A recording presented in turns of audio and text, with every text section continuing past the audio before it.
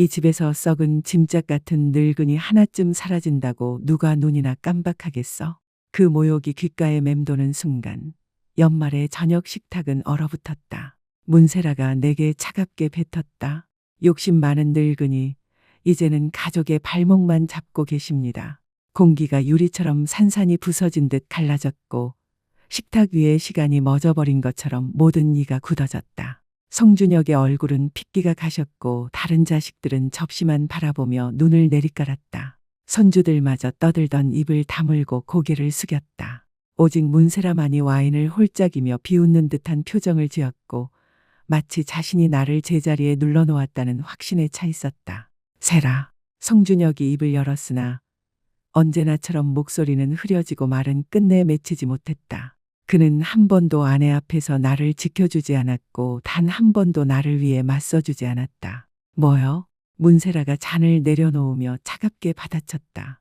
다들 똑같은 생각 아닙니까? 엄마는 돈을 잔뜩 쌓아놓고 이 집이며 저축까지 꽁꽁 움켜쥐고만 계시잖아요. 그 돈 결국 무덤까지 가져가시겠다는 겁니까? 우린 당장 생활도 빠듯한데 나는 그들이 5해 전 내가 마련해준 집의 화려한 식탁을 둘러보았다. 문세라가 고집에 달아놓은 크리스털 샹들리에 값비싼 디자이너 가구, 벽마다 걸린 고가의 그림들. 힘들다, 빠듯하다라는 말은 그 공간과는 전혀 어울리지 않았다. 엄마, 디저트로 넘어가는 게 좋지 않을까요? 성아린이 접시를 치우며 조심스럽게 말을 꺼냈다. 하지만 문세라는 멈추지 않았다. 제가 말하려는 건 간단해요. 엄마가 우리 좀 더 도와주신다고 해도 달라질 건 없다는 거예요. 그 나이에 뭐가 그리 욕심이 많으신지. 욕심 많은 늙은이. 그 단어가 머릿속을 울리며 메아리쳤다. 나는 조용히 냅킨을 접어 반쯤 남은 칠면조 옆에 두었다. 이만 가봐야겠구나. 나는 목소리를 낮춰 의자를 밀었다. 엄마, 제발요. 할인이 다급히 막았다. 이렇게 나가지 마세요. 성준혁은 끝내 아무 말도 하지 못했고 눈만 아내와 나 사이를 오갔다. 눈도 내리고 길이 미끄러울 테니 늦기 전에 가는 게 낫겠구나. 억지로 미소를 지었으나 눈빛에는 닿지 못했다. 저녁 맛있게 잘 먹었다. 외투와 가방을 챙겨 손주들을 끌어안고 차로 향하는 동안 문이 닫히자마자 다시 이어지는 대화 소리가 뒤에서 흘러나왔다. 그러나 그 누구도 따라 나오지 않았다. 성준혁조차. 작은 아파트로 향하는 길. 라디오는 캐럴을 흘려보냈지만 내 귀에는 들리지 않았다. 귓가엔 오직 욕심 많은 늙은이라는 말과 눈앞에는 자신만만한 문세라의 얼굴 그리고 입을 다문 채 내 편에 서지 않은 아들의 모습만이 떠올랐다. 주차 공간에 차를 세우고 한참을 어둠 속에 앉아있자 앞유리에 쌓이는 눈발 너머로 뜨겁고 억눌러왔던 눈물이 터져나왔다. 사실 문세라의 날 선말은 처음이 아니었다. 수년 동안 내 검소함을 비꼬며 불필요한 절약이라 농담처럼 던졌고 재산을 용처럼 쌓아놓고 안 쓴다며 은근히 찔러댔다. 하지만 이번은 달랐다. 온 가족 앞에서 숨김없이 드러낸 적개심. 누구 하나 나를 두둔해주지 않았다. 집으로 돌아와 외투를 걸고 창가 의자에 앉아 눈 덮인 정원을 바라보았다. 2칸짜리 작은 아파트는 조금 전까지 있었던 호화로운 집과는 비교할 수 없었다. 하지만 그 집의 대출금을 매달 갚아온 건 나였고 그 안에서 아무 대가 없이 살아온 건 준혁과 세라였다. 남편 송재호가 세상을 떠난 뒤 보험금은 장례비도 겨우 감당했을 뿐이었다. 내게는 아직 학비가 필요한 새아이와 나 자신의 주택 대출 그리고 모든 것을 홀로 감당해야 한다는 두려움이 있었다. 그러나 나는 버텼다. 방학마다 부업을 하고 야간 근무를 늘리고 그렇게 가정을 지켜냈다. 할인의 등록금을 마련하려 2차 대출을 받았고 태우가 사업을 시작할 때는 보증을 섰으며 준혁과 세라의 결혼식과 신혼집 그리고 지금의 집까지도 도와주었다. 모든 걸 당연하다 여기며 해냈다. 그것이 엄마의 몫이라고 믿었으니까. 사랑했으니까. 내가 가지지 못한 걸 아이들이 가지길 바랐으니까. 그런데 이제 와서 내가 욕심 많다는 것이다. 복도에 놓인 괴종식에 재호가 남긴 유품이 깊은 밤을 알리며 12번 울렸다. 크리스마스는 끝났고 집안은 가로등 불빛만이 눈 위에 반사되어 스며들 뿐 어둠에 잠겨 있었다. 나는 노트북을 열었다. 은행 앱 화면에는 연휴 인사말이 반짝였고 자동이체 항목에 들어가 5년 전 사준 해운대 아파트의 대출 상환 내역을 확인했다. 손가락이 자동이체 해지 버튼 위에서 멈추었다. 혹시 내가 너무 예민하게 받아들이는 건 아닐까? 단순한 말실수를 크게 만든 건 아닐까? 그러나 곧 문세라의 눈빛이 떠올랐다. 언제나 내 돈을 이야기할 때마다 드러나던 그 당연한 권리의식, 숨길 수 없는 불만, 그리고 언제나 침묵으로 일관했던 송준혁의 얼굴. 나는 버튼을 눌렀다. 정말 해지하시겠습니까? 라는 확인창이 떴고 깊은 숨을 들이마신 후 얘를 눌렀다. 화면에는 정상적으로 해지되었습니다라는 문구가 떠올랐다. 노트북을 닫고 침대로 향하면서 아마 오늘 밤은 잠을 설칠 수도 있겠다는 생각이 스쳤지만 수년 만에 처음으로 나 자신을 위해 목소리를 낸 듯한 기분이 들었다. 아무도 보지 않았을지라도 예상대로 3주 뒤 전화가 걸려왔다. 은행의 유예 기간이 끝나고 첫 연체가 통보된 날이었다. 엄마, 송준혁의 목소리는 절박하게 떨리고 있었다. 이번 달 대출금이 안 나갔대요. 아셨어요? 나는 찻잔을 내려놓으며 놀랍도록 침착하게 대답했다. 그래, 준혁아. 내가 자동이체를 해지했단다. 뭐라고요? 왜 그런 걸 말씀도 없이 왜 그러셨어요? 눈을 감자 다시 떠오른 건 크리스마스 저녁 식탁 그리고 세라의 독설이었다. 왜인지 너도 잘 알지 않니, 준혁아. 수화기 너머로 한동안 정적이 흘렀고 이내 웅성거림이 들려왔다. 아마 옆에서 세라와 속삭이고 있을 터였다. 곧 그의 목소리가 낮아졌다. 엄마, 그날 세라가 술을 좀 마셔서 그랬던 거예요. 진심은 아니었어요. 사과했니? 내가 물었다. 대답은 없었다. 아니면 지금껏 던진 그 수많은 말들과 농담, 내가 모자라다고 비아냥거리던 말들 단 한 번이라도 사과한 적 있니? 엄마, 그건 불공평해요. 우린 요즘 너무 힘들어요. 리모델링 비용도 예산보다 훨씬 늘었고 세라는 일을 그만두고 창업을 생각하고 있어서. 준혁아, 나는 단호하지만 담담하게 끊었다. 이 얘긴 더는 하고 싶지 않구나. 내 결정은 이미 내렸어. 무슨 결정이요? 엄마, 지금 무슨 말씀? 이제부터는 해운대 아파트 대출금은 내가 더 이상 내지 않을 거다. 그 집을 지키고 싶다면 너희가 직접 감당해야 한다. 내가 단호하게 말하자 송준혁의 목소리에 다시 공포가 묻어났다. 엄마, 그건 말도 안 돼요. 우리 형편 아시잖아요. 우린 도저히 감당 못해요. 나는 그들의 사정을 모르는 게 아니었다. 지난 봄 문세라가 고집해 리스한 수입 SUV도 알고 있었고 올해만 3번 다녀온 해외여행도 알고 있었다. 개인 테니스 레슨과 고급 회원권 그리고 내 첫 차보다도 비싸게 들여놓은 홈시어터까지 그들의 생활은 어려움과는 거리가 멀었다. 미안하구나, 준혁아. 하지만 오랫동안 고민 끝에 내린 결심이란다. 이제는 너희 둘이 스스로 서야 할 때야. 통화는 갑자기 끊겼고 뒷배경에서 세라의 날 선 목소리가 들리다 준혁이 엄마, 이따 다시 전화할게요. 라며 전화를 끊었다. 부엌 조리대 위에 휴대폰을 내려놓으니 작은 아파트 안에 정적이 더 무겁게 내려앉았다. 마치 공기마저 숨을 죽이고 폭풍을 기다리는 듯했다. 예상대로 몇 분도 지나지 않아 다시 전화가 울렸다. 이번엔 송아린이었다. 엄마, 무슨 일이에요? 준혁 오빠가 완전 패닉 상태로 전화했어요. 나는 한숨을 내쉬며 대답했다. 아마 얘기를 다 하지 않았겠지. 대출금을 갑자기 안 내셔서 집을 잃게 될 수도 있다고 하던데요. 엄마답지 않아요. 거실 창가로 다가가 봄에 달아놓은 먹이통에 내려앉은 직박구리를 바라보며 물었다. 그럼 크리스마스 저녁에 세라가 내게 뭐라고 했는진 말 안 했니? 네? 무슨 말씀이세요? 역시나 말하지 않았다. 나는 그날 밤을 차근차근 들려주었다. 모욕적인 말과 아무도 나서지 않았던 침묵까지. 엄마, 몰랐어요. 할인의 목소리가 누그러졌다. 그땐 제가 부엌에 있었거든요. 알았으면 당연히 뭐라도 말했을 텐데요. 하지만 정말 그랬을까? 나는 확신할 수 없었다. 모두가 세라의 날 선 혀끝을 피해 살아왔고 그녀의 태도를 합리화하며 넘어가기를 반복했으니까. 할인아, 이번이 처음이 아니란다. 수년 동안 내 검소함을 비웃고 돈을 쌓아만 둔다며 농담처럼 찔러왔어. 준혁이는 한 번도 막아주지 않았지. 엄마, 그렇다고 갑자기 대출을 끊는 건 너무 극단적이지 않아요? 직박구리가 어딘가에 놀라 날아올랐다. 어쩌면 그렇겠지. 하지만 난 지쳤어. ATM처럼 취급받으면서 엄마로서의 존재는 무시당하는 게 지겨워. 엄마 마음은 이해해요. 하지만 정말 이해하니? 욕심 많은 늙은이라고 불리면서도 내가 갚아주는 집에 살고 있는 기분을.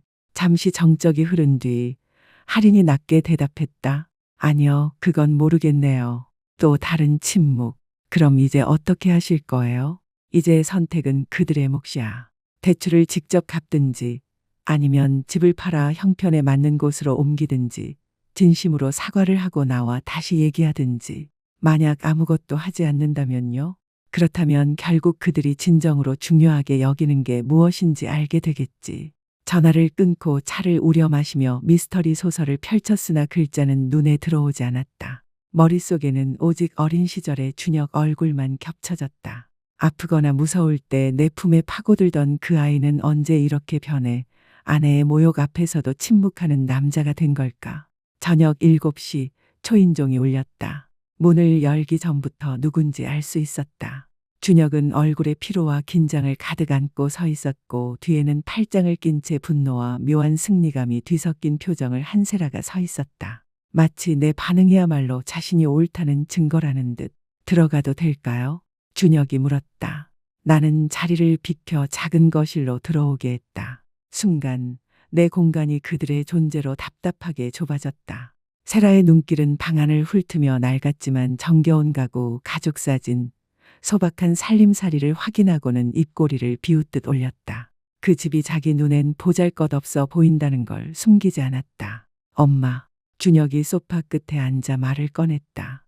이 대출 문제 얘기 좀 해야겠어요. 그래, 나도 할 말이 있구나. 나는 의연하게 대답하며 창가 의자에 앉았다. 세라는 끝내 앉지 않고 나를 내려다보며 차갑게 말했다. 문제는 엄마가 왜 그렇게 일방적으로 우리랑 상의도 없이 극단적인 결정을 내리셨냐는 거죠. 나는 그녀의 시선을 피하지 않았다. 아마도 내가 크리스마스 저녁에 나를 욕심 많은 늙은이라고 부르며 가족의 짐이라고 했던 이유와 같을 거다. 준혁의 고개가 번쩍 들렸다. 뭐라고요? 그게 언제? 세라의 얼굴은 붉어졌고 저는 정확히 그런 뜻은 아니었어요. 라고 더듬었다. 아니야, 세라. 넌 분명 그렇게 말했어. 내 아이들과 손주들 앞에서. 목소리는 흔들림 없었다. 부정하겠니? 세라는 당황해 잠시 머뭇거리더니 그런 뉘앙스였을 수도 있지만 지금 맥락을 완전히 잘못 이해하신 거예요. 가족 재정을 얘기하다가 엄마 자원을 좀 더 효율적으로 활용할 수 있다는 취지였죠. 아니야. 넌 나를 욕심쟁이라 불렀어. 조용히 잘라 말했다. 그리고 가족을 발목 잡는다고 했지. 준혁은 두 눈을 크게 뜨며 우리 사이를 번갈아 보았다. 난 그런 말 기억 안 나는데. 너 바로 옆에 앉아 있었어, 준혁아. 그런데도 아무 말도 안 했지. 그는 미간을 찌푸리며 애써 떠올리려 했다. 그날 분위기가 복잡했잖아요. 아이들도 시끄럽고. 변명 그만해. 내 목소리는 차가워졌다. 이건 단순히 한 번의 말실수 얘기가 아니야. 수년 동안 이어진 무시와 권리의식. 내가 너희에게 모든 걸 내줘야 한다는 태도에 대한 문제지. 세라의 얼굴이 굳어졌다. 그러니까 이게 벌이라는 거군요. 감정이 상했다는 이유로 우리 집과 안정을 위험에 빠뜨리신 거예요. 너희 집? 내가 눈썹을 치켜세웠다. 내가 계약금 내고 5해 동안 대출을 대신 갚아온 그 집 말이니? 우린 수리하고 리모델링해서 가치도 올렸어요. 수천만 원은 썼다고요. 내가 허락도 하지 않은 사치스러운 공사였지. 필요 없는 걸 내가 결정해 버린 거잖아. 준혁은 자리에서 일어나 두 손을 내저으며 중재하려 했다. 제발 이렇게 해서는 해결 안 돼요. 엄마, 방법을 찾을 수 있잖아요.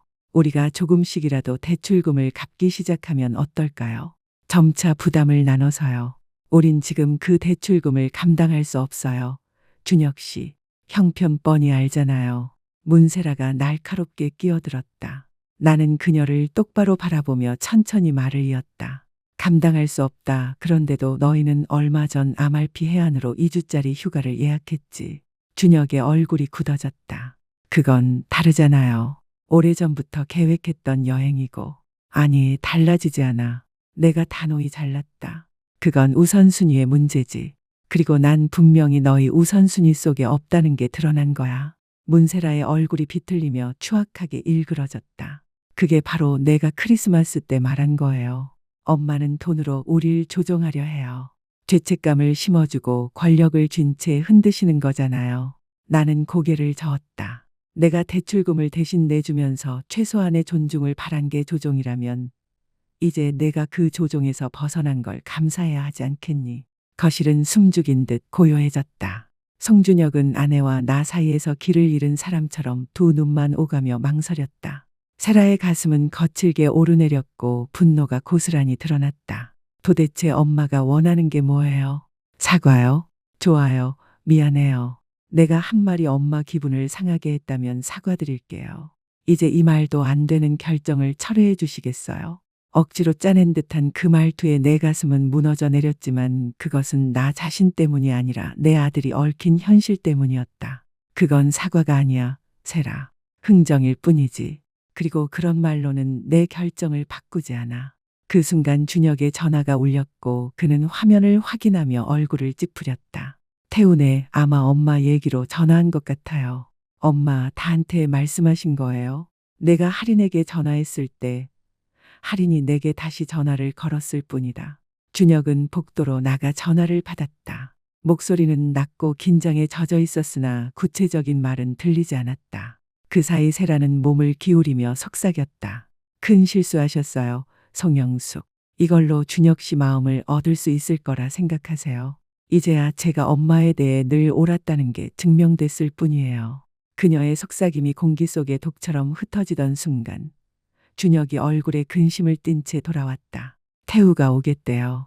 가족끼리 얘기해야 한다고. 세라는 곧바로 몸을 일으켰다. 오늘 밤에요?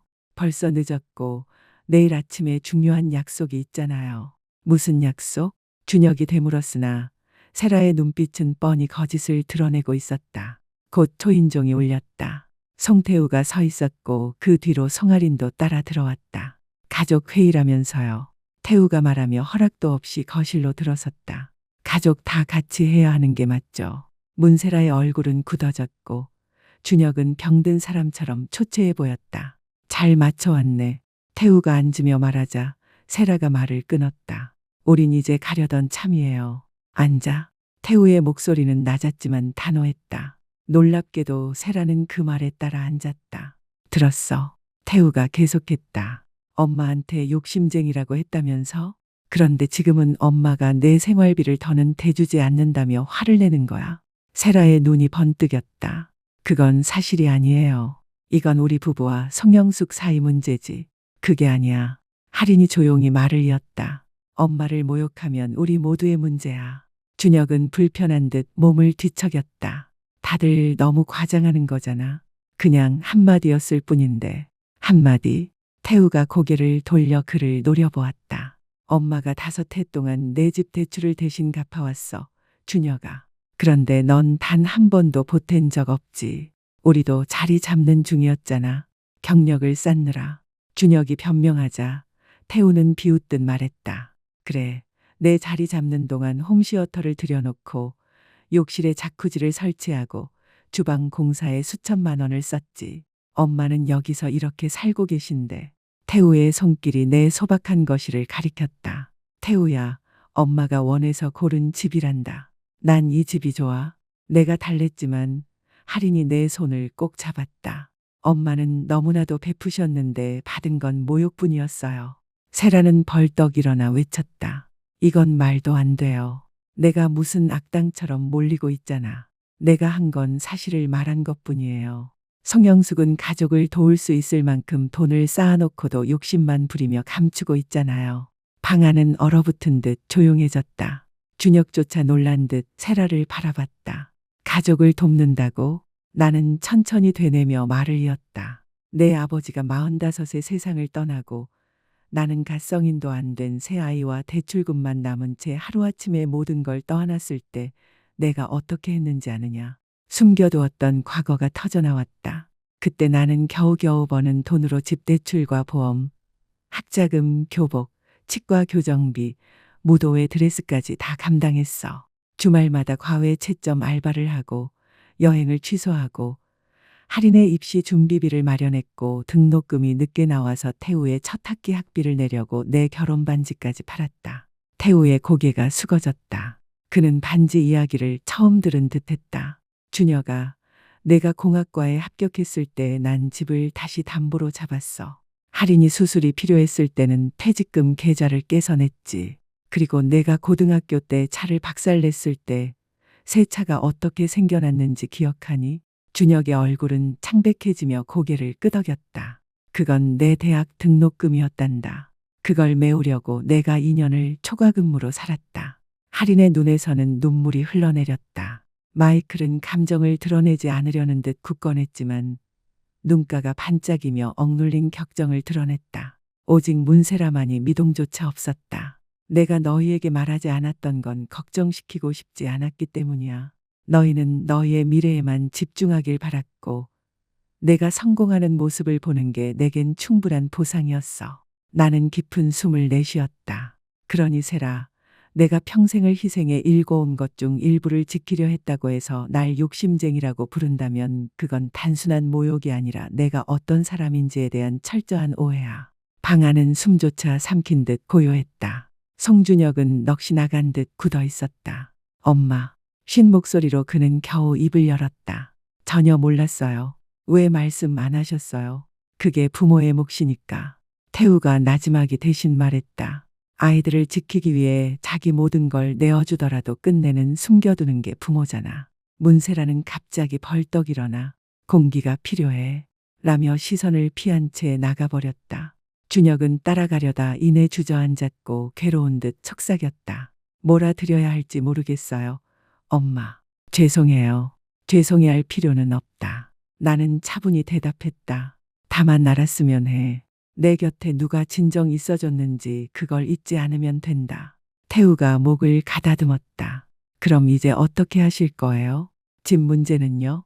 준혁은 머리를 쓸어 넘기며 우린 정말 대출을 감당할 수 없어요. 라 했다. 그럼 생활을 바꾸면 돼. 할인이 곧장 말했다.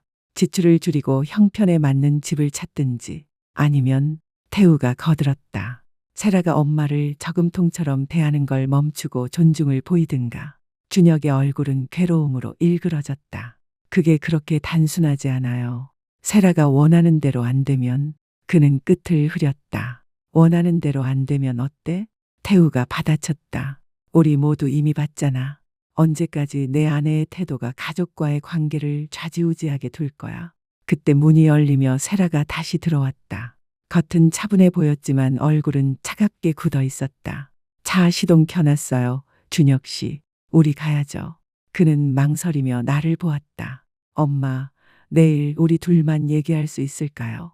그래. 내가 고개를 끄덕였다. 준혁은 잠시 안아주고는 사형장으로 향하는 사람처럼 무겁게 따라 나갔다. 문이 닫히자 할인이 길게 숨을 내쉬었다. 정말 강렬했네요. 태우는 코웃음을 쳤다. 저 여자는 참 대단한 사람이야. 나는 몸이 무너져 의자에 깊이 파묻혔다. 시간이 갈수록 더 심해졌어. 처음엔 그냥 까다로운 사람이었는데 집에 들어간 뒤로 뭔가 달라졌지. 그리고 오빠는 그저 따라가나요? 할인이 물었다. 나는 슬프게 웃으며 대답했다. 준혁이는 아내를 만족시키고 싶어해. 그러다 보니 언젠가부터 자기 목소리를 잃고 말았어. 태우는 고개를 저었다. 곧 선택해야 할 거야. 밤이 깊어 그들마저 돌아간 뒤 고요한 아파트 안에 홀로 서니 공허함이 가슴을 채웠다. 원래는 이토록 많은 걸 털어놓을 생각은 없었다. 항상 자식들을 지켜주려 했고 무거운 짐은 홀로 감내하는 게 옳다고 믿었다. 하지만 어쩌면 그것이 오히려 실수였을지도 모른다.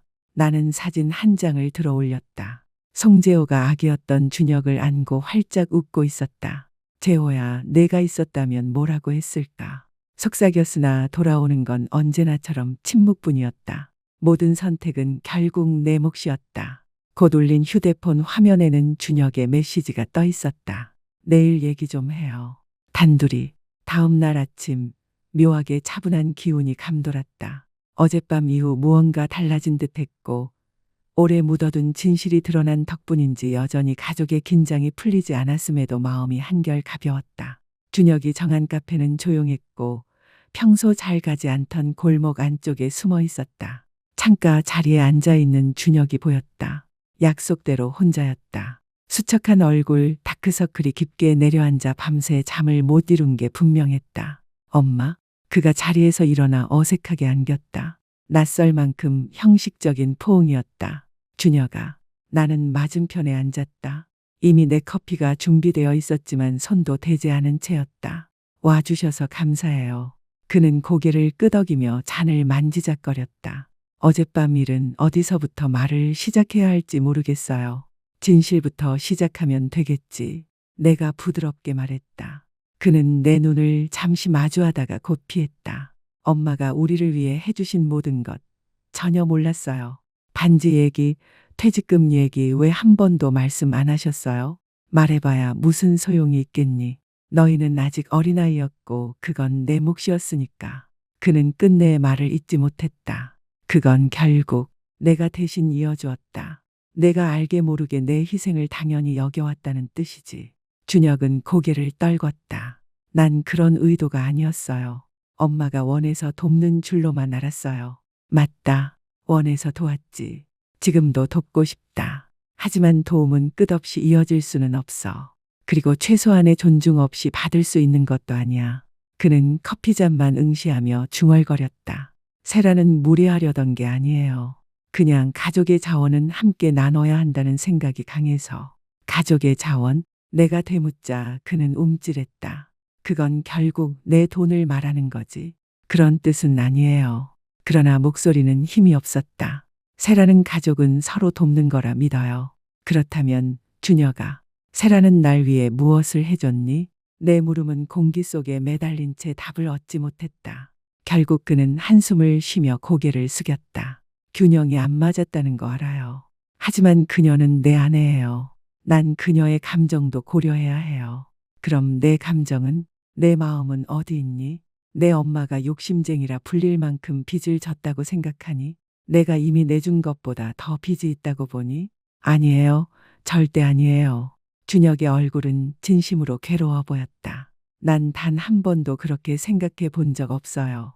그럼 왜 그녀가 그런 말을 할 때마다 침묵했니? 왜 단 한 번도 나를 지켜주지 않았니? 그는 머리를 쓸어넘겼다. 그 제스처가 송재호를 떠올리게 하여 내 가슴은 저릿하게 아팠다. 복잡해요. 세라가 화가 나면 집안이 힘들어져요. 힘들어져? 내가 눈을 좁혔다. 그는 입술을 깨물다 겨우 뱉었다. 세라는 늘 자기 뜻대로 흘러가길 바라거든요. B&I. 마이클은 감정을 드러내지 않으려는 듯 굳건했지만 눈가가 반짝이며 억눌린 격정을 드러냈다. 오직 문세라만이 미동조차 없었다. 내가 너희에게 말하지 않았던 건 걱정시키고 싶지 않았기 때문이야. 너희는 너희의 미래에만 집중하길 바랐고 내가 성공하는 모습을 보는 게 내겐 충분한 보상이었어. 나는 깊은 숨을 내쉬었다. 그러니 세라, 내가 평생을 희생해 일궈온 것 중 일부를 지키려 했다고 해서 날 욕심쟁이라고 부른다면 그건 단순한 모욕이 아니라 내가 어떤 사람인지에 대한 철저한 오해야. 방 안은 숨조차 삼킨 듯 고요했다. 송준혁은 넋이 나간 듯 굳어 있었다. 엄마. 쉰 목소리로 그는 겨우 입을 열었다. 전혀 몰랐어요. 왜 말씀 안 하셨어요? 그게 부모의 몫이니까. 태우가 나지막이 대신 말했다. 아이들을 지키기 위해 자기 모든 걸 내어주더라도 끝내는 숨겨두는 게 부모잖아. 문세라는 갑자기 벌떡 일어나 공기가 필요해 라며 시선을 피한 채 나가버렸다. 준혁은 따라가려다 이내 주저앉았고 괴로운 듯 속삭였다. 뭐라 드려야 할지 모르겠어요. 엄마, 죄송해요. 죄송해할 필요는 없다. 나는 차분히 대답했다. 다만 알았으면 해. 내 곁에 누가 진정 있어줬는지 그걸 잊지 않으면 된다. 태우가 목을 가다듬었다. 그럼 이제 어떻게 하실 거예요? 집 문제는요? 준혁은 머리를 쓸어넘기며 우린 정말 대출을 감당할 수 없어요. 라 했다. 그럼 생활을 바꾸면 돼. 할인이 곧장 말했다. 지출을 줄이고 형편에 맞는 집을 찾든지 아니면 태우가 거들었다. 세라가 엄마를 저금통처럼 대하는 걸 멈추고 존중을 보이든가. 준혁의 얼굴은 괴로움으로 일그러졌다. 그게 그렇게 단순하지 않아요. 세라가 원하는 대로 안 되면 그는 끝을 흐렸다. 원하는 대로 안 되면 어때? 태우가 받아쳤다. 우리 모두 이미 봤잖아. 언제까지 내 아내의 태도가 가족과의 관계를 좌지우지하게 둘 거야? 그때 문이 열리며 세라가 다시 들어왔다. 겉은 차분해 보였지만 얼굴은 차갑게 굳어 있었다. 차 시동 켜놨어요. 준혁 씨, 우리 가야죠. 그는 망설이며 나를 보았다. 엄마, 내일 우리 둘만 얘기할 수 있을까요? 그래. 내가 고개를 끄덕였다. 준혁은 잠시 안아주고는 사형장으로 향하는 사람처럼 무겁게 따라 나갔다. 문이 닫히자 할인이 길게 숨을 내쉬었다. 정말 강렬했네요. 태우는 코웃음을 쳤다. 저 여자는 참 대단한 사람이야. 나는 몸이 무너져 의자에 깊이 파묻혔다. 시간이 갈수록 더 심해졌어. 처음엔 그냥 까다로운 사람이었는데 집에 들어간 뒤로 뭔가 달라졌지. 그리고 오빠는 그저 따라가나요? 할인이 물었다. 나는 슬프게 웃으며 대답했다. 준혁이는 아내를 만족시키고 싶어 해. 그러다 보니 언젠가부터 자기 목소리를 잃고 말았어. 태우는 고개를 저었다. 곧 선택해야 할 거야. 밤이 깊어 그들마저 돌아간 뒤 고요한 아파트 안에 홀로 서니 공허함이 가슴을 채웠다. 원래는 이토록 많은 걸 털어놓을 생각은 없었다. 항상 자식들을 지켜주려 했고 무거운 짐은 홀로 감내하는 게 옳다고 믿었다. 하지만 어쩌면 그것이 오히려 실수였을지도 모른다. 나는 사진 한 장을 들어 올렸다. 송재호가 아기였던 준혁을 안고 활짝 웃고 있었다. 재호야, 내가 있었다면 뭐라고 했을까? 속삭였으나 돌아오는 건 언제나처럼 침묵뿐이었다. 모든 선택은 결국 내 몫이었다. 곧 울린 휴대폰 화면에는 준혁의 메시지가 떠 있었다. 내일 얘기 좀 해요. 단둘이. 다음 날 아침 묘하게 차분한 기운이 감돌았다. 어젯밤 이후 무언가 달라진 듯했고 오래 묻어둔 진실이 드러난 덕분인지 여전히 가족의 긴장이 풀리지 않았음에도 마음이 한결 가벼웠다. 준혁이 정한 카페는 조용했고 평소 잘 가지 않던 골목 안쪽에 숨어 있었다. 창가 자리에 앉아있는 준혁이 보였다. 약속대로 혼자였다. 수척한 얼굴, 다크서클이 깊게 내려앉아 밤새 잠을 못 이룬 게 분명했다. 엄마? 그가 자리에서 일어나 어색하게 안겼다. 낯설 만큼 형식적인 포옹이었다. 준혁아, 나는 맞은편에 앉았다. 이미 내 커피가 준비되어 있었지만 손도 대지 않은 채였다. 와주셔서 감사해요. 그는 고개를 끄덕이며 잔을 만지작거렸다. 어젯밤 일은 어디서부터 말을 시작해야 할지 모르겠어요. 진실부터 시작하면 되겠지. 내가 부드럽게 말했다. 그는 내 눈을 잠시 마주하다가 곧 피했다. 엄마가 우리를 위해 해주신 모든 것 전혀 몰랐어요. 반지 얘기, 퇴직금 얘기 왜 한 번도 말씀 안 하셨어요? 말해봐야 무슨 소용이 있겠니? 너희는 아직 어린아이였고 그건 내 몫이었으니까. 그는 끝내 말을 잇지 못했다. 그건 결국 내가 대신 이어주었다. 내가 알게 모르게 내 희생을 당연히 여겨왔다는 뜻이지. 준혁은 고개를 떨궜다. 난 그런 의도가 아니었어요. 엄마가 원해서 돕는 줄로만 알았어요. 맞다. 원해서 도왔지. 지금도 돕고 싶다. 하지만 도움은 끝없이 이어질 수는 없어.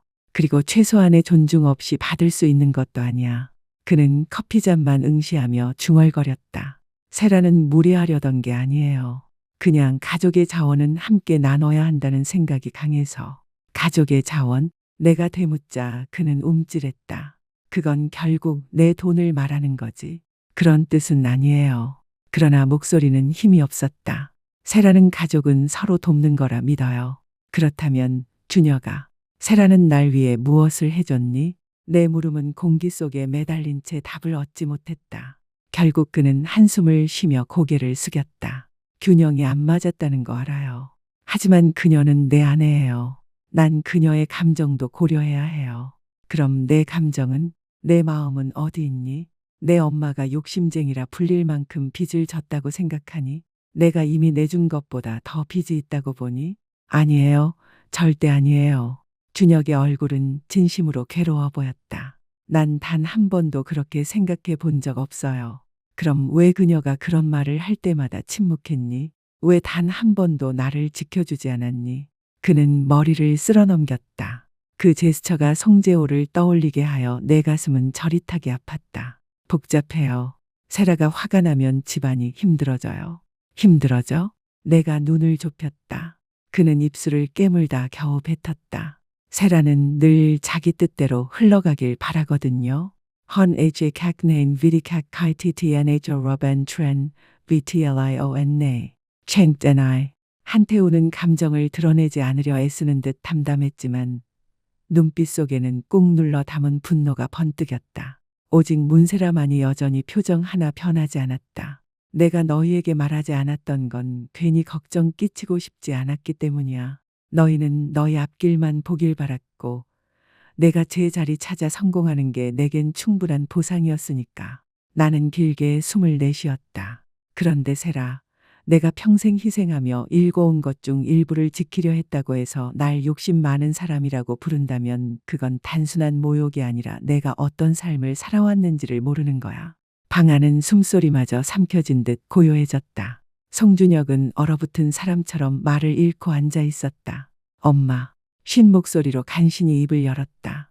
저는 정말 몰랐어요. 왜 말씀 안 하셨어요? 그게 부모의 몫이니까. 태우가 나직이 말을 받았다. 자식들 지키려고 자기 전부를 내어주면서도 끝내 내색하지 않는 게 부모잖아. 그때 문세라는 갑자기 의자에서 벌떡 일어나더니 공기가 필요해 라며 고개를 돌린 채 나가버렸다. 준혁은 따라가려다 이내 망설이며 주저앉았다. 그는 괴로운 얼굴로 속삭였다. 뭐라 드려야 할지 모르겠어요. 엄마, 죄송해요. 죄송할 건 없다. 나는 담담히 대답했다. 다만 알아두렴. 내 곁에 누가 진짜 있었는지 그걸 잊지 않으면 돼. 태우가 목을 가다듬으며 물었다. 그럼 이제 어떻게 하실 거예요? 집 문제는요? 준혁은 머리를 쓸어넘기며 한숨을 내쉬었다. 우린 정말 대출을 감당 못해요. 그럼 생활을 바꾸면 돼. 송아린이 곧장 대답했다. 지출을 줄이고 형편에 맞는 집을 찾든지 아니면 태우가 차갑게 덧붙였다. 세라가 엄마를 저금통처럼 여기는 걸 멈추고 최소한의 존중부터 보이든가. 준혁의 얼굴은 괴로움으로 일그러졌다. 그게 그렇게 단순하지 않아요. 세라가 원하는 대로 안 되면 말끝을 흐리자 태우가 받아쳤다. 원하는 대로 안 되면 우리 모두 이미 봤잖아. 언제까지 아내의 태도가 가족과의 관계를 흔들게 둘 거야. 그때 문이 열리며 세라가 다시 들어왔다. 겉모습은 침착해 보였지만 얼굴은 싸늘하게 굳어 있었다. 차 시동 켜놨어요. 준혁 씨, 우리 가야죠. 그는 잠시 머뭇거리다 나를 바라보았다. 엄마, 내일 우리 둘만 얘기할 수 있을까요? 그래. 내가 고개를 끄덕였다. 준혁은 어색하게 나를 끌어안고는 사형장으로 향하는 사람처럼 무겁게 그녀를 따라 나갔다. 문이 닫히자 할인이 길게 숨을 내쉬었다. 정말 강렬했네요. 태우는 코웃음을 치며 중얼거렸다. 저 여자는 참 대단한 사람이야. 나는 온몸에 기운이 빠져 의자에 깊이 몸을 묻었다. 시간이 갈수록 더 심해졌어. 처음엔 그저 까다로운 정도였는데 집에 들어가고 나서 뭔가 달라졌지. 그리고 오빠는 그저 따라만 가나요? 할인이 묻자 나는 쓸쓸하게 웃었다. 준혁이는 아내를 만족시키고 싶어해. 그러다 보니 어느새 자기 목소리를 잃고 말았어. 태우는 고개를 저으며 말했다. 곧 결단 내려야 할 거예요. 밤이 깊어 그들마저 돌아간 뒤 고요한 아파트 안에 홀로 남으니 공허함이 가슴을 가득 채웠다. 원래는 이토록 많은 걸 털어놓을 생각이 없었다. 늘 자식들을 감싸 안으려 했고 무거운 짐은 혼자 짊어지는 게 맞다고 여겼다. 하지만 어쩌면 그게 오히려 실수였을지도 모른다. 나는 사진 한 장을 들었다. 송재호가 아기였던 준혁을 품에 안고 환히 웃고 있었다. 재호야, 내가 있었다면 뭐라고 했을까? 속삭였으나 돌아오는 건 언제나처럼 침묵뿐이었다. 결국 모든 선택은 내 몫이었다. 곧 울린 휴대폰 화면에는 준혁의 메시지가 떠 있었다. 내일 얘기 좀 해요. 단둘이. 다음 날 아침 묘하게 차분한 기운이 감돌았다. 어젯밤 이후 무언가 달라진 듯했고 오랫동안 묻어둔 진실이 드러난 덕분인지 여전히 가족의 긴장이 사라진 건 아니었지만 마음은 한결 가벼웠다. 준혁이 정한 카페는 조용했고 내가 잘 가지 않던 골목 안쪽에 숨어 있었다. 창가 자리에 준혁이 앉아 있었다. 약속대로 혼자였다. 수척한 얼굴, 깊게 들이운 다크서클은 밤새 잠을 이루지 못한 증거였다. 엄마? 그는 자리에서 일어나 어색하게 안겼다. 낯설 만큼 형식적인 포옹이었다. 준혁아, 나는 맞은편에 앉았다. 이미 내 커피가 준비되어 있었으나 손은 대지 않은 채였다. 와주셔서 고마워요. 그는 고개를 끄덕이며 잔을 만지작거렸다. 어젯밤 일은 어디서부터 말을 꺼내야 할지 모르겠어요. 진실부터 시작하면 되겠지. 내가 부드럽게 말했다. 그는 내 눈을 잠시 마주하다가 이내 피했다. 엄마가 우리를 위해 해주신 모든 것 정말 몰랐어요. 반지 얘기, 퇴직금 얘기 왜 한 번도 말씀 안 하셨어요? 말해도 무슨 소용이 있겠니? 너희는 아직 어렸고 그건 내 몫이었으니까. 그는 끝내 말을 잇지 못했다. 그건 결국 내가 대신 이어주었다. 내가 내 희생을 당연하게 여겨왔다는 뜻이지. 준혁은 고개를 떨궜다. 난 그런 뜻은 아니었어요. 엄마가 원해서 돕는 줄로만 알았어요. 맞아. 내가 원해서 도왔지. 지금도 돕고 싶어. 하지만 도움은 끝없이 이어질 수는 없어. 그리고 최소한의 존중 없이는 받을 수 없는 거야. 그는 커피잔만 응시하며 중얼거렸다. 세라는 무리하려던 게 아니에요. 그냥 가족은 자원을 함께 써야 한다는 생각이 강해서. 가족의 자원? 내가 되묻자 그는 움찔했다. 그건 결국 내 돈을 말하는 거지. 그런 뜻은 아니에요. 그러나 목소리에는 힘이 없었다. 세라는 가족은 서로 돕는 거라 믿어요. 그렇다면 준혁아, 세라는 날 위해 뭘 해줬니? 내 물음은 공기 속에 매달린 채 답을 얻지 못했다. 결국 그는 한숨을 내쉬며 고개를 숙였다. 균형이 안 맞았다는 건 알아요. 하지만 그녀는 내 아내예요. 난 그녀의 감정도 고려해야 해요. 그럼 내 감정은? 내 마음은 어디 있니? 내 엄마가 욕심쟁이라 불릴 만큼 아직도 빚이 있다고 생각하니? 내가 이미 내준 것보다 더 많이 빚졌다고 보니? 아니에요. 절대 아니에요. 준혁의 얼굴은 진심으로 괴로워 보였다. 난 단 한 번도 그렇게 생각한 적 없어요. 그럼 왜 그녀가 그런 말을 할 때마다 넌 침묵했니? 왜 단 한 번도 나를 지켜주지 않았니? 그는 머리를 쓸어넘겼다. 그 습관적인 동작이 재호를 떠올리게 하여 내 가슴은 아릿하게 저려왔다. 복잡해요. 세라가 화가 나면 집안이 힘들어져요. 힘들어진다고.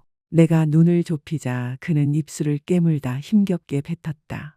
세라는 언제나 자기 뜻대로 돼야 한다고 생각하거든요. 그렇게 안 되면 문세라는 불행해지고 문세라가 불행해지면 온 집안이 다 불행해져요. 성준혁은 고개를 숙이며 말했다. 나는 그 말을 곱씹으며 아들을 바라보았다. 내가 강인하고 독립적으로 키우려 했던 아들이 이제는 아내의 기분에 눈치를 보며 살아가고 있었다. 그게 얼마나 지치는 일인지 아니, 준혁아. 내가 조용히 묻자 그는 방어적으로 대답했다. 원래 그런 성격이에요. 누구나 버릇 하나쯤은 있잖아요.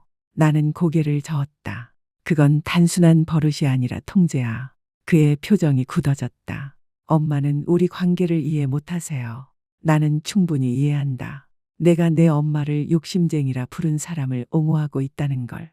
준혁은 아무 대꾸도 하지 못했다. 너무나 단순한 진실 앞에서 할 말이 없어진 것이다. 그럼 오늘 나랑 무슨 얘기를 하려고 한 거니? 내가 묻자 준혁은 깊은 숨을 내쉬었다. 어젯밤에 세라랑 오래 얘기했어요. 그리고 우리 나름대로 해결책을 내봤어요.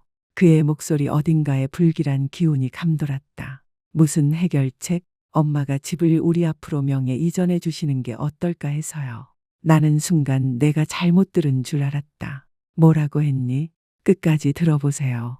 그는 다급히 덧붙였다. 엄마가 5해 동안 대출을 대신 내셨잖아요. 그건 이미 큰 투자예요. 명의를 넘기시면 저희가 다시 대출을 재조정해서 직접 갚아 나갈 수 있어요. 그런데 왜 내가 5억이 넘는 집을 너희에게 그냥 줘야 하지? 엄마가 이미 많이 넣으셨으니까 투자금도 보호되고 무엇보다 집은 가족 안의 남잖아요. 나는 그제야 깨달았다. 이건 내 생각이 아니구나. 문세라 생각이지. 준혁은 눈길을 피하며 말했다. 같이 상의한 거예요. 그럼 내가 내준 계약금은? 지난 5년 동안 갚아온 대출은? 그건 어떻게 갚을 건데? 또 다른 손 벌림이니? 엄마, 그런 뜻 아니에요. 다 같이 좋을 방법을 찾는 거예요. 좋은 방법이라 결국 내가 집을 공짜로 주는 거잖아. 대신 내가 받는 건 뭐지? 준혁은 불편하게 몸을 움직였다. 문세라가 우리 유원장의 엄마 이름을 넣자고 했어요. 우리한테 무슨 일 생기면 집이 엄마께 돌아가게요. 그 황당한 제안에 웃음이 나올 뻔했다. 30살이나 어린 내 아내가 자기 유원장의 집을 남겨주겠다며 은혜를 베푸는 척 한다는 거니? 준혁은 중얼거렸다. 그냥 아이디어였어요. 아니야, 준혁아. 그건 아이디어가 아니라 속보이는 조종이지. 그의 얼굴이 붉어졌다. 그건 불공평해요. 우린 그냥 희생은 없이 얻기만 하려는 거지. 대답은 아니다. 내가 단호하게 말했다. 엄마, 제발 다시 생각 좀 해주세요. 문세라가 지금 너무 힘들어하고 있어요. 힘들겠지. 하지만 그 불만이 내 재산에 대한 권리로 바뀌는 건 아니야. 준혁은 애원하는 눈빛으로 말했다. 엄마, 문세라랑 직접 얘기해 보시면 풀릴 수도 있잖아요. 풀어야 할 사람은 내가 아니라 내 아내야. 준혁아, 그 애가 진심으로 사과해야 해. 더 달라고 요구할 게 아니라. 만약 문세라가 사과한다면 대출 문제 다시 생각해 주실 거예요. 나는 아들을 똑바로 바라보며 생각했다. 언제 저 아이가 내가 알던 아들과 이렇게 달라졌을까? 조건을 걸고 얻어내는 사과는 사과가 아니야. 거래일 뿐이지. 내가 차갑게 말했다. 준혁은 갑자기 자리에서 일어섰다. 역시 소용없네요. 엄마는 이미 마음을 굳히셨잖아요. 그래, 집을 공짜로 주는 문제라면 이미 결심했지. 그게 아니잖아요. 엄마가 상처받고 우리를 벌 주려는 거잖아요. 그 말 문세라가 했지. 그의 침묵이 곧 대답이었다. 준혁아, 나는 널 사랑한다. 하지만 너에게조차 조종당하지는 않을 거야. 그 집은 대출이 남아있어. 내 아내랑 내가 갚든지 아니면 팔고 너희 형편에 맞는 집을 찾든지. 둘 다 못하겠다면 그땐 내가 선택해야겠지. 준혁은 오래도록 나를 바라보다 아무 말 없이 돌아섰다. 커피숍을 나가는 그의 뒷모습을 보며 내 가슴은 텅 빈 듯 공허했다. 나는 존중과 경계를 놓고 진심 어린 대화를 기대했지만 돌아온 건 서툴고 얄팍한 조종뿐이었다. 집으로 돌아오는 길, 하늘은 창백한 겨울 햇살에 잠겨 있었다. 곧 송아린에게서 메시지가 왔다. 엄마, 준혁이랑 얘기 어땠어요? 이어 문세라에게서도 문자가 도착했다. 당신 이기심 때문에 이 가족이 무너져 가고 있어요. 이제 만족하세요. 나는 휴대폰을 꺼버리고 천천히 집으로 걸어왔다. 만족은커녕 가슴이 찢어질 듯 아팠다. 하지만 수년 만에 처음으로 내가 옳은 길을 가고 있다는 확신만은 분명했다.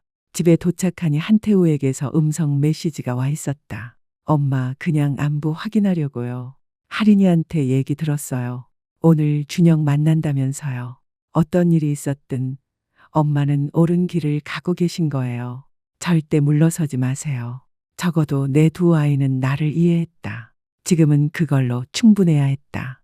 따뜻한 차를 우려 창가에 앉으니 빨간색 직박구리가 잠시 먹이통에 앉았다가 날아올라 겨울 하늘로 사라졌다. 자유롭게.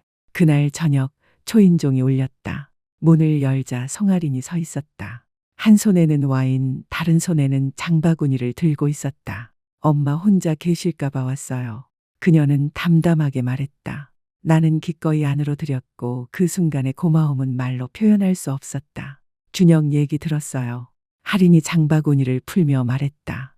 그 여자, 진명의 얘기까지 꺼냈다면서요. 정말 뻔뻔하네요. 나는 깊은 한숨을 쉬었다.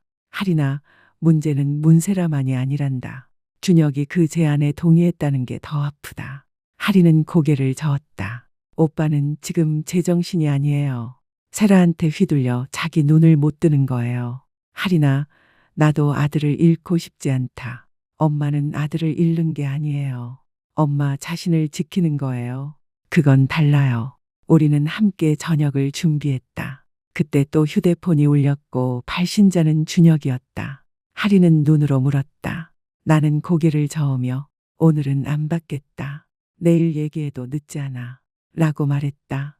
오랜 세월 만에 처음으로 나는 내 마음의 평안을 먼저 지켰다. 2주가 흘렀지만 준혁은 아무 연락이 없었다. 그 사이 또 한 번의 대출금 납입일이 지났고 이번에도 지분 연체로 넘어갔다. 나는 매일 아침 은행 계좌를 확인했지만 준혁이 대출금을 낸 흔적은 없었다. 태우는 자주 전화를 걸어 집안 소식을 전했다. 형 부부가 여기저기 엄마가 자기들을 완전히 버렸다고 얘기하고 다녀요. 건강보험까지 끊은 것처럼 말하고 다니네요. 그냥 집 대출을 안 내준 건데. 그럼 그렇게 말하게더라. 결국 진실이 드러날 테니. 내 목소리는 차분했다. 하리는 자주 들러 장을 봐주거나 함께 옛 영화를 보며 시간을 보냈다. 그녀는 화해를 강요하지 않았고 이 상처가 아물기까지 시간이 필요하다는 걸 이해했다. 엄마, 만약 오빠가 끝내 대출을 안 낸다면 어떻게 하실 거예요? 결국 은행이 집을 경매로 넘기겠지. 시간이 좀 걸리긴 하지만 그래도 아직은 선택지가 있어. 근데 만약 아무 선택도 하지 않는다면요? 나는 길게 한숨을 내쉬었다. 그럼 나는 다시 대출금을 내야 할지 아니면 집을 그대로 흘려보낼지 결정해야겠구나. 내가 낮게 말했다. 정말 그렇게 흘려보내실 거예요? 엄마가 그렇게 많은 걸 쏟아부으셨는데. 송아린이 조심스레 묻자 나는 잠시 생각에 잠겼다. 한 달 전만 해도 절대 못 그럴 거라 했을 거다. 갈등을 피하려고 그저 평화를 지키려고 다시 대출금을 냈겠지. 하지만 지금은 말끝을 흐리며 스스로도 놀란 듯 잠시 멈췄다가 단호히 덧붙였다. 지금은 그럴 수 있을 것 같다. 가족이라는 이름으로 치러야 하는 대가가 너무 클 때도 있으니까. 하리는 내 손을 꼭 잡았다. 엄마, 전 엄마가 자랑스러워요. 그 단순한 한마디가 그 어떤 위로보다 깊이 마음에 와 닿았다. 그 다음 월요일 은행에서 등기 우편이 도착했다. 송준혁과 문세라가 살고 있는 집 1487 메이플 스트리트의 대출이 공식적으로 연체 상태라는 통지였다. 앞으로 30일 안에 납부가 재개되지 않으면 압류 절차가 시작된다고 적혀 있었다. 나는 변호사 최병호에게 전화를 걸었다. 고인이 된 남편 송재호의 유산 정리를 도와주었던 오래된 친구였다. 이 상황에서 내가 선택할 수 있는 게 뭐가 있을까, 병호야? 내가 사정을 설명하자 그는 차분히 답했다. 집 문서와 대출 명의가 어머님 성함으로 되어 있으니 법적으로는 어머님이 책임을 지셔야 합니다. 압류로 넘어가면 신용에 큰 타격이 갈 거예요. 그럼 팔면? 팔 수는 있습니다. 다만 준혁 씨와 문세라 씨가 살고 있으니 이사를 나가라는 공식 통보를 해야 합니다. 자발적으로 동의하지 않으면 과정이 복잡해질 수 있어요. 나는 문세라의 고집과 권리의식이 떠올랐다. 복잡이라는 말은 아마도 순화된 표현일 것이다. 다른 방법도 있긴 합니다. 병호가 잠시 뜸을 들이다 말했다. 집을 아드님 앞으로 넘기되 조건을 거는 겁니다. 대출금 상환을 전적으로 막겠다는 법적 합의를 작성하는 거죠. 그럼 혹시라도 그 애들이 상환을 못하면 내가 보호받을 수 있어. 완전하진 않지만 최소한 법적 대응 근거는 생깁니다. 공짜로 주는 건 아니지만 지킬 기회는 주는 셈이죠. 나는 그에게 고맙다 말하고 전화를 끊었다. 마침 초인종이 울렸다. 문을 열자 송준혁이 서 있었다. 눈 밑에는 짙은 다크서클이 드리워져 있었고 옷차림은 말끔하던 그와 달리 구겨져 있었다. 엄마. 그 한마디뿐이었다. 거실로 들어온 그는 곧장 말했다. 은행에서 통지서가 왔어요. 나도 받았다. 문세라랑 또 싸웠어요. 이번엔 정말 크게. 나는 아무 말도 하지 않았다. 위로도 해답도 주지 않았다. 그가 스스로 마주해야 할 일이었기 때문이다. 문세라는 엄마가 돌아가시면 유언장을 다투겠다고 했어요. 지금 도와주지 않는 건 불공평하니까 나중에는 더 받아야 한다고요. 그 노골적인 탐욕에 숨이 막혔다. 준혁아, 넌 어떻게 생각하니? 그가 눈을 들어왔다. 충혈된 눈가가 떨리고 있었다. 전 바보였어요. 문세라의 화와 실망이 두려워서 결국 언제나 제 곁에 있던 엄마를 배신했어요. 내 가슴이 조여왔지만 목소리는 흔들리지 않게 했다. 왜 지금이야? 뭐가 달라진 거지? 송아린이가 보여줬어요. 준혁은 휴대폰을 꺼내 내게 건넸다. 화면에는 고등학교 졸업식 사진이 있었다. 아버지 송재호와 나 사이에 서서 밝게 웃던 준혁. 그날을 나는 또렷이 기억했다. 빠듯한 살림에도 작은 잔치를 마련했고 재호가 굳이 새 넥타이를 사주겠다며 고집했던 모습까지 할인이가 상기시켜줬어요. 누가 늘 옆에서 응원했는지, 누가 기회를 주려고 몇 개의 일을 동시에 했는지 단 한 번도 불평하지 않았던 사람이 누구였는지. 준혁은 떨리는 숨을 몰아쉬었다. 사진을 넘기자 작년 크리스마스 사진이 나왔다. 나는 식탁 끝자리에 홀로 앉아 있었고 다른 이들은 다 함께 웃고 있었다. 정적이 감도는 고립감이 고스란히 사진 속에 담겨 있었다. 전 그때조차 눈치채지 못했어요. 바로 눈앞에서 벌어지고 있었는데도. 준혁아, 내가 부르려 하자 그는 손을 들었다. 제 말 다 끝까지 들어주세요. 전 끔찍한 아들이었어요. 문세라의 요구를 엄마의 마음보다 앞세웠고 그걸 평화를 지키는 일이라 착각했죠. 사실은 제 비겁함이었는데 그의 눈에 눈물이 맺혔지만 목소리는 뚜렷했다. 엄마, 대출 다시 내달라는 게 아니에요. 그럴 생각으로 온 게 아닙니다. 진심으로 사과드리려고 왔어요. 정말 죄송합니다.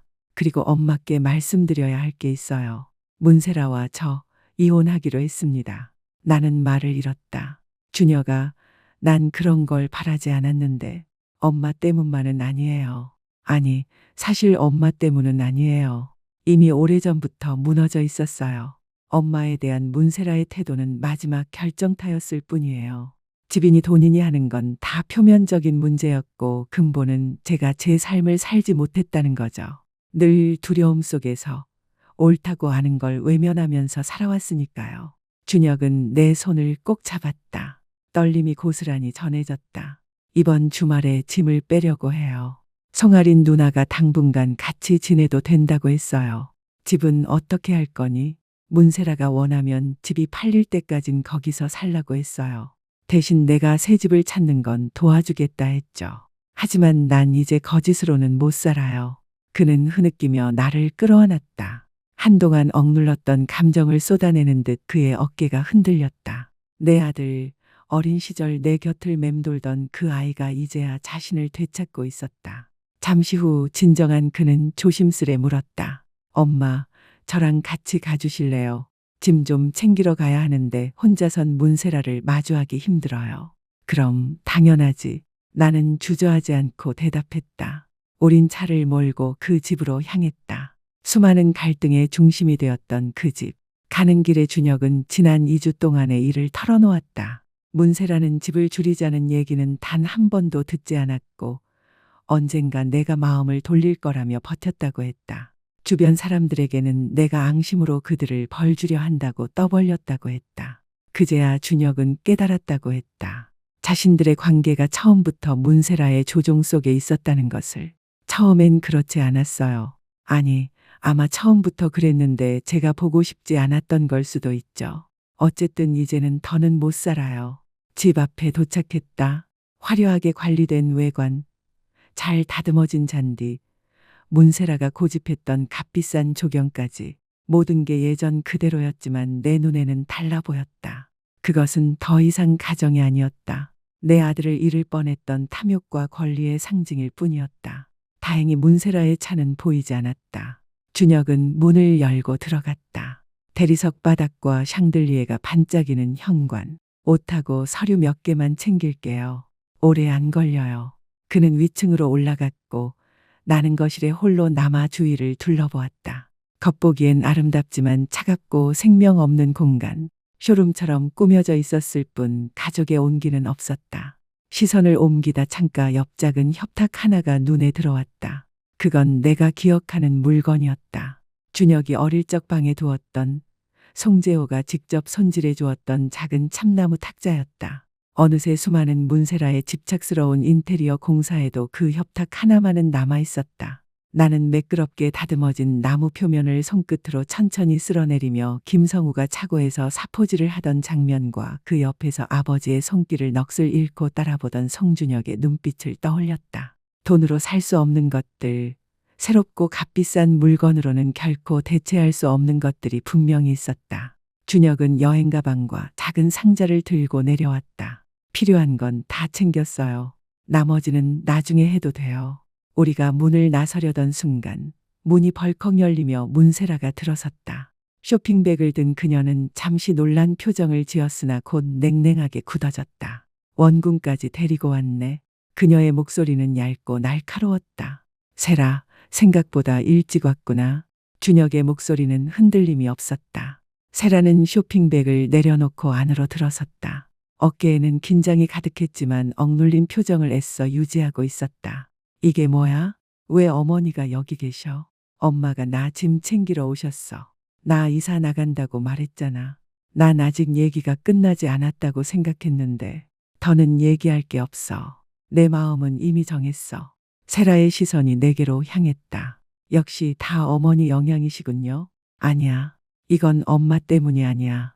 우리 문제야. 내가 내 가족을, 나를 어떻게 대했는지에 관한 문제지. 준혁의 목소리는 단호했다. 내가 널 어떻게 대했다고? 난 늘 널 위해 왔어. 내가 원하는 걸 원하라고 강요했지. 그건 지지가 아니라 통제야. 세라의 얼굴이 붉어졌다. 그럼 이제 날 버리고 엄마 편을 드는 거야? 아니, 나 자신을 택하는 거야. 준혁의 말은 낮았으나 분명했다. 순간 무너진 그녀의 표정은 곧 다시 차갑게 굳었다. 그럼 집은? 우리 집은 어떻게 할 건데? 팔아야지. 우리 둘 다 감당 못해. 팔자고? 우리가 얼마나 공들였는데. 방법이 없어. 엄마가 더는 대출금을 내주지 않으시잖아. 세라는 나를 향해 애원하듯 말했다. 송영숙 어머니, 제발 다른 방법을 찾아보죠. 여긴 우리 집이에요. 나는 그녀의 눈 속에서 처음으로 당당함이 아닌 두려움을 보았다. 세라 씨, 난 당신 집을 빼앗으려던 게 아니에요. 다만 존중받지 못한 채로는 더는 감당할 수 없었어요. 저 존중해요. 아니요. 당신은 날 그저 자원으로만 봤을 뿐 마음을 지닌 한 사람으로 보지 않았어요. 그렇지 않아요. 당신이 날 욕심 많은 늙은이라고 불렀잖아요. 가족의 짐처럼. 세라는 준혁을 보았지만 그는 아무 말도 하지 않았다. 흥분해서 그랬던 거예요. 그냥 한마디였을 뿐이에요. 그냥 한마디가 아니었어. 수년 동안 쌓여온 말들이었어. 내 도움을 당연한 권리처럼 여긴 태도였지. 침묵이 내려앉았다. 나 가야겠다. 내가 몸을 일으키자 준혁이 팔을 잡았다. 아니에요, 엄마. 같이 나가요. 세라가 앞으로 다가서며 말했다. 만약 저 여자랑 같이 나가면 다시는 돌아오지 마. 준혁은 그녀를 한참 바라보다가 가방을 들고 낮게 말했다. 잘 있어, 세라. 우리가 차에 올라타자 창가에서 우리를 노려보는 그녀의 시선이 느껴졌다. 그럼에도 불구하고 내 마음 한구석에는 알 수 없는 연민이 스쳐갔다. 괜찮니? 내가 물었다. 준혁은 깊게 숨을 내쉬었다. 괜찮진 않아요. 하지만 괜찮아질 거예요. 그 후 몇 주는 빠르게 흘러갔다. 준혁은 성아린 집에서 지내며 아파트를 알아보기 시작했고 한태우가 와서 나머지 짐을 옮겨주었다. 문세라는 의외로 큰 저항을 하지 않았다. 집은 시장에 나와 금세 팔릴 수 있는 가격에 매겨졌다. 나는 내 지분을 준혁 앞으로 넘기고 매각 후 남은 금액은 대출 상환 뒤 준혁과 세라가 나누기로 했다. 기대와는 달랐지만 분명한 정리였다. 한 달 뒤 낯선 필체의 편지가 도착했다. 발신 주소를 보고서야 누가 보낸 건지 알 수 있었다. 송영숙 어머니, 사과드리려고 글을 씁니다. 준혁이 시켜서도 아니고 무엇을 얻기 위함도 아닙니다. 제 자신을 위해 꼭 해야 하는 말이라서요. 어머니 말씀대로 저는 어머니를 한 사람으로 보지 않고 자원으로만 여겨왔습니다. 우리가 받아야 한다고 생각한 것만 바라보느라 이미 얼마나 많은 걸 받았는지 돌아보지 않았습니다. 사실 저는 늘 두려웠습니다. 가진 게 부족할까봐, 기대가 무너질까봐. 그렇다고 제 행동이 정당화되진 않습니다. 변명도 될 수 없습니다. 저와 준혁은 이혼을 마무리 중입니다. 집은 팔렸고 저는 곧 시카고로 이사합니다. 용서를 바랄 수는 없습니다. 그럴 자격도 없습니다. 하지만 제가 얼마나 잘못했는지 이제야 깨달았다는 건 전하고 싶었습니다. 편지를 접으며 마음의 상처가 사라진 것은 아니었지만 적어도 인정은 있었다. 후회 끝에 찾아온 작은 깨달음일지도 몰랐다. 3개월 뒤 나는 찰스턴의 한 카페 야외 테라스에 앉아 있었다. 항구 위를 미끄러지듯 지나가는 요트들을 바라보며 맞은편의 송아리는 오랜만에 편안한 얼굴로 웃고 있었다. 엄마, 여기 정말 완벽해요. 엄마가 왜 이곳을 좋아하게 됐는지 알겠어요. 나는 따뜻한 바람을 느끼며 미소 지었다. 너희 아버지와 나는 10주년 기념일에 이곳에 왔었지. 언젠가 다시 오자고 약속했어. 그리고 결국 오셨네요. 하리는 내 손을 꼭 잡았다. 엄마, 전 정말 엄마가 자랑스러워요. 그 순간 휴대폰이 진동했다. 송준혁에게서 온 문자였다. 엄마, 무사히 도착했어요. 곧 두 분 다 뵙고 싶어요. 저녁은 약속대로 7시 맞죠? 송준혁의 문자를 읽으며 나도 모르게 미소가 번졌다. 이제 그는 다시 제자리를 찾아가고 있었다. 새로운 직장, 아늑한 아파트, 자기만의 방식으로 다시 세워나가는 삶. 우리는 거의 매일 연락했고 관계는 전보다 훨씬 단단해졌다. 엄마, 그때 후회한 적 없으세요? 송아린이 물었다. 그날 끝까지 버티신 거요? 모든 걸 바꾼 선택이었잖아요. 지난 6달을 떠올렸다. 아픔도 있었지만 그 뒤에 찾아온 치유도 있었다. 아니, 힘들었지만 필요했어. 사랑이란 때로는 경계를 세우는 거니까. 아프더라도 말이야. 그래도 지금 이렇게 엄마랑 같이 있으니 전 좋아요. 이 여행도 너무 늦게 온 거죠. 여행이라는 단어가 나를 웃게 했다. 진짜 여행을 떠난 게 몇십 년 만인지. 늘 바쁘게 일하고 저축하고 남을 위해 살아오느라 나 자신을 위한 여유는 없었다. 그런데 지금 이렇게 내가 오래도록 좋아했던 도시에 와 있고 아이들이 차례로 함께 해준다니. 이 결정은 충동적이지 않았다. 집이 팔리고 법적 절차가 모두 끝난 뒤 나에게 찾아온 건 예상치 못했던 자유였다. 내 몫이 아닌 대출금에서 벗어난 자유. 결코 채워질 수 없는 기대에서 벗어난 자유. 그리고 내 자원을 나를 기쁘게 하는 일에 쓸 수 있는 자유. 어느 날 저녁, 나는 할인에게 전화를 걸어 조심스럽게 말했다. 우리 가족 여행 어떠니? 어딘가 아름다운 곳으로. 그렇게 해서 우리는 이곳에 와 있었다. 곧 한태우도 가족과 함께 합류할 예정이고 준혁은 오늘 도착해 함께 시간을 보낼 준비를 하고 있었다. 그를 맞이하러 나설 즈음 마음 깊은 곳에서 평온이 밀려왔다. 지난해는 내 인생에서 가장 힘든 시간이었고 가족과 나 자신에 대해 아픈 진실을 마주해야 했다. 하지만 동시에 나를 바꾸어 놓은 시간이었다. 더 이상 욕심 많은 늙은이라고 불릴 때 침묵하는 여자가 아니었다. 더 이상 거짓된 평화를 위해 내 행복을 희생하는 엄마도 아니었다. 나는 내 목소리와 내 경계와 내 가치를 찾아냈다. 앞으로의 길은 아직 끝도 없이 열려 있었다.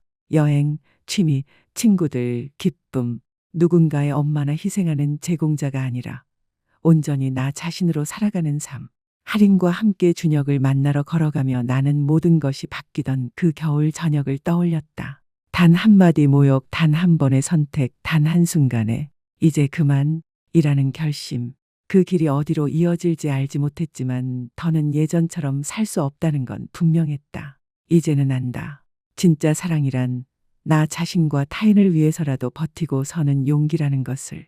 항구 위로 해가 지며 황금빛의 하늘을 물들이고 있었다.